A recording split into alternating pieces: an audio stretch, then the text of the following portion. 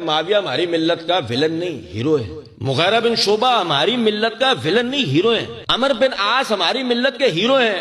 علی بن ابی طالب ہماری ملت کے ہیرو ہیں۔ عثمان بن عفان ہماری ملت کے ہیرو ہیں۔ عمر بن الخطاب ہماری ملت کے ہیرو، اور ابو بکر، اور جتنے ہیروز ہیں انہی کو یہ ویلن بنا کے پیش کرتے ہیں۔ اے یار سنو، عبداللہ بن سبا کی مذمت کبھی نہیں سنو گے، مگر محمد بن قاسم کی مذمت سنو گے۔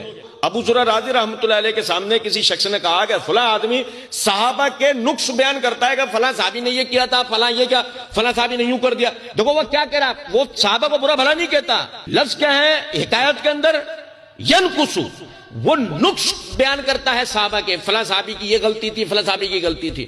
تو امام ابو ذر رازی رحمۃ اللہ نے فرمایا انہو زندیق، وہ ملحد ہے، بے دین ہے۔ وہ تو رافضی بھی نہیں کہہ رہے، وہ تو بدعتی بھی نہیں کہہ رہے بھائی جان۔ ہمارے علماء تو پھر محتاط ہو کر یہ کہتے ہیں کہ ایسا آدمی بدعتی ہے، پھر دیکھا جائے گا، اس کی اصلاح کی کوشش کی جائے گی، اس پہ قرآن اور حدیث پڑھ کے سنایا جائے گا، اور آخری وقت تک اس کی ہدایت کا انتظار کیا جائے گا، پھر ہم اس پہ کفر کا حکم لگائیں گے۔ یہاں اتنی تک احتیاط کی جاتی ہے۔ لیکن امام ابو ذر رازی رحمۃ اللہ علیہ تو کہہ رہے ہیں انہو زندیق، وہ زندیق ہے، ملحد ہے، بے دین ہے۔